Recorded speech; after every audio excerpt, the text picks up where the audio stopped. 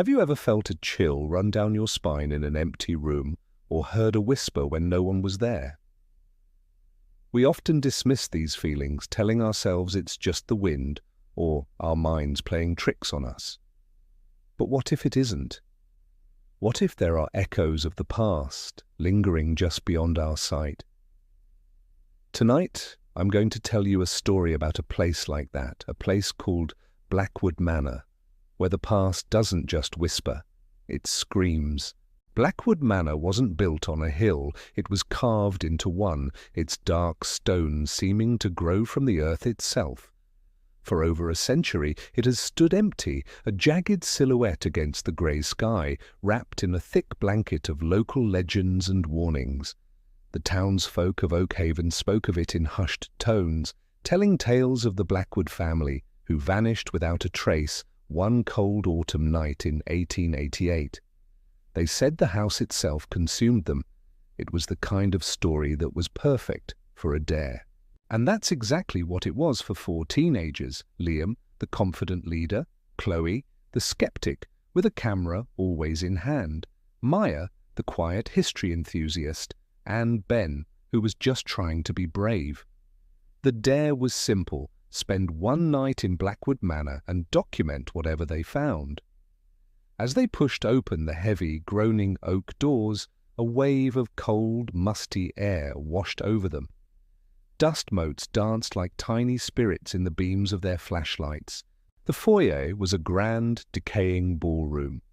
A massive, dust-shrouded chandelier hung precariously from the ceiling, and portraits with scratched-out eyes stared down from the walls. "Creepy," Ben muttered, his voice trembling slightly. "It's just an old, abandoned house," Chloe replied, already snapping photos. "The curse is probably just bad plumbing and a drafty foundation." Liam laughed. "Come on, where's your sense of adventure? Let's split up and explore. We'll cover more ground." Maya protested. "Maybe we should stick together. The floorboards don't look very stable." But Liam was already heading towards a grand staircase that swept upwards into darkness. Chloe, eager to debunk the myths, ventured down a long, dark hallway to what looked like the kitchens. Ben, not wanting to be left alone, reluctantly followed Liam.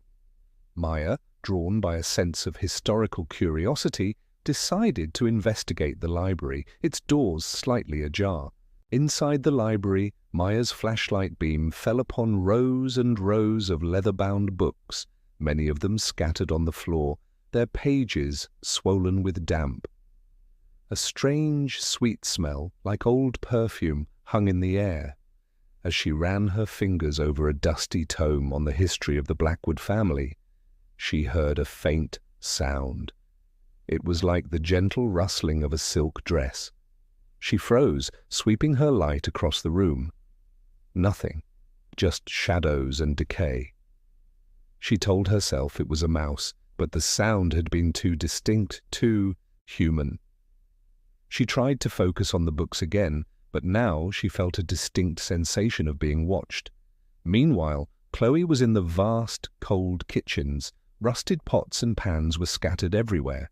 She was filming, providing a running commentary for her future video. And here we have the so-called haunted kitchen. So far, the only spirits I've found are the ones in the dust. Suddenly, a heavy iron pot on a hook above her swayed violently as if pushed. She jumped back, her heart pounding. Her camera caught it all. "Okay," she said to the lens, her voice a little less steady. "That was weird, probably an earthquake tremor, a very small, localized one." Then she heard it, a soft, mournful humming, seeming to come from the pantry. She crept towards the door, her camera raised, and slowly pulled it open. The humming stopped instantly. The pantry was empty, except for broken jars and cobwebs. Upstairs, Liam and Ben were exploring the master bedroom. The air was thick and heavy. A four-poster bed, its curtains rotted to lace, dominated the room. "Look at this," Liam said, pointing his flashlight at a small, wooden rocking horse in the corner. As he spoke, the horse began to rock, slowly at first, then faster and faster, its wooden runners thudding against the floorboards. Thump, thump, thump, thump. Ben let out a yelp and stumbled backward. "Let's go, man! Let's just go!" he pleaded. Liam, though visibly shaken, tried to maintain his cool. "It's just the wind, Ben, an updraft from a broken window." But there were no broken windows in the room, and the thudding of the horse was getting louder, more frantic, echoing through the silent manor. Then, as quickly as it started, it stopped. The silence that followed was somehow worse. From down the hall they heard a child's giggle. It was faint, but unmistakable. That was the final straw. They bolted from the room, their bravado completely gone. They all met back in the foyer, breathless and pale. Maya was clutching an old diary she'd found in the library, her hands shaking. "I found this," she whispered. "It belonged to Alara Blackwood, the mother." "We heard a little girl laughing," Ben stammered. "A pot moved on its own," Chloe added, reviewing her footage with wide eyes. "And I heard humming." "Forget that. A rocking horse just went crazy on us," Liam said, his voice strained. Maya opened the diary. The script was elegant but frantic. She read aloud, her voice barely a whisper. "October 28th, 1888. The house is angry. It does not want us to leave. It whispers to my little Lily, sings her lullabies in the walls. Last night, her rocking horse moved all on its own." She laughed, but I saw the fear in her eyes. "The house is alive and it wants to keep us. It wants to keep my daughter." A cold dread settled over them. They weren't just in an old house, they were in a trap. As Maya finished reading, the grand chandelier above them began to sway, its crystals tinkling like a ghostly wind chime. Then the sound started. It was a chorus of whispers coming from every direction, swirling around them, the whispers of the Blackwood family, trapped for over a century. They could hear a man's angry shouts, a woman's desperate sobs, and a little girl's laughter, now twisted and sorrowful. The front doors, their only escape, slammed shut with a deafening boom that shook the entire manor. Panic erupted. They threw themselves against the doors, but they wouldn't budge, sealed as if by an unseen force. The whispers grew louder, clearer. "You can't leave," a child's voice sang. "Now you'll play with us, forever." The portraits on the walls began to change. The scratched-out eyes filled with an eerie, glowing light, and their painted lips twisted into silent screams. The temperature in the room plummeted, and they could see their own breath fogging in the air.